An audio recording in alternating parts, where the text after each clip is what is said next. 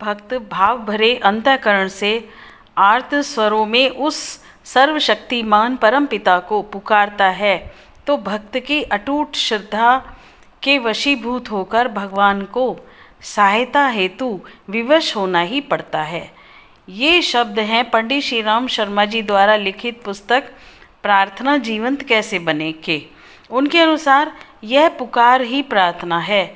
आप सर्वत्र समाये हुए हैं, आप पक्षपात रहित न्याय की रक्षा करते हैं, कर्म फल के अनुसार सबको सुख दुख देते हैं। हमारे सत्कर्म करना ही आपकी पूजा है, सद्विचारों में ही आपकी अपनी सच्ची भक्ति है। दूसरों को सताने वाला आपको ही सताता है। जो दूसरों के साथ दुर्व्यवहार करता है, कैसे आप उस पर प्रसन्न होंगे। धर्म आडंबर आपको पसंद नहीं, आप तो भावनाओं को पसंद करते हैं। आप तो सत्यम शिवम सुंदरम हैं। प्रभु हमें सन्मति साहस दीजिए ताकि हम नर पशु से उठें, आदि प्रार्थनाएं करता है भक्त। गुरुवर का कथन है कि प्रार्थना वास्तव में मन की अनेक दिशाओं में बहकने वाली प्रवृत्तियों को एक केंद्र पर एकाग्र करने वाला मानसिक व्यायाम है और मनुष्य को प्रार्थना की आवश्यकता इसलिए पड़ती है क्योंकि उसकी अपनी शक्ति अल्प है। जब वह व्यापक शक्तिशाली सत्ता से अपने को जोड़ता है तो समस्त द्वंद्व तिरोहित हो जाते हैं। चिंतन, मनन, ध्यान, धारणा, समाधि ये सब ईश्वर से एकीभूत होने के उपाय हैं, जिससे संसार की ज्वालाओं से दग्ध उसका मानस पुनः हरा भरा हो जाए, सर्वत्र शांति, सौंदर्य, स्नेह के दर्शन हों। प्रार्थना की चमत्कारी शक्ति के बारे में वे बताते हैं कि प्रार्थना न केवल पूजा का विषय है अपितु आत्मसत्ता को विराट चेतना के साथ जोड़ने की प्रचंड प्रक्रिया है। प्राण ऊर्जा उत्पन्न करने की, शारीरिक मानसिक स्वास्थ्य संवर्धन की सर्वोच्च साधना है। उत्कृष्ट चिंतन द्वारा मानसिक स्तर को प्रार्थना ऊंचा उठाती है। मनुष्य अपने भीतर की ईश्वरीय शक्ति में सच्ची श्रद्धा द्वारा बड़े संकटों पर भी विजय प्राप्त कर सकता है। जगत के सब दरवाजे बंद होने पर ईश प्रार्थना ही एकमात्र कारगर उपाय शेष रहता है। वे लिखते हैं कि सच्ची भावना की शक्ति सामर्थ्य ऐसी है कि लंदन में एक महिला प्रातः अखबार के इस समाचार को ढूंढती है कि कहीं कोई सूखा पड़ने का समाचार तो नहीं छपा। यदि ऐसा देखती है तो वह एकांत कमरे में भावनापूर्वक सब ठीक होने की प्रार्थना करती है।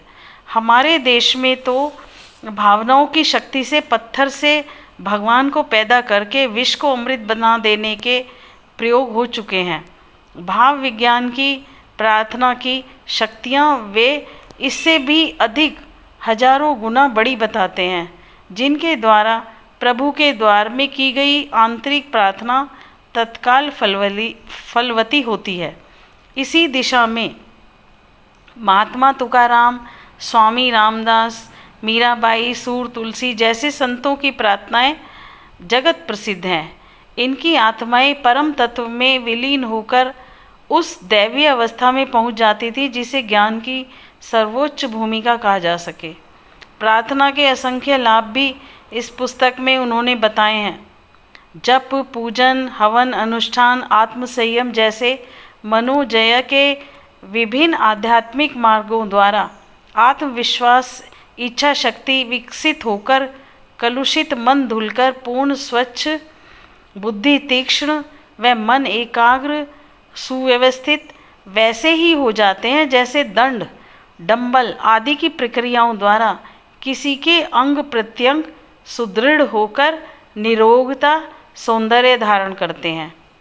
एक लाभ गुरुवर ने यह भी बताया है कि प्रार्थना प्रायश्चित होने पर स्वार्थों, चिंताओं, दुर्बलताओं, पापों आदि का भी प्रक्षालन कर देती है।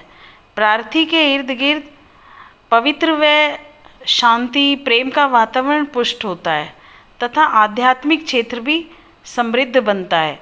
प्रार्थना का सीधा सच्चा रास्ता यह भी है कि समूल वासनाएं नष्ट कर अपने भीतर प्रकाशित हुआ जाए।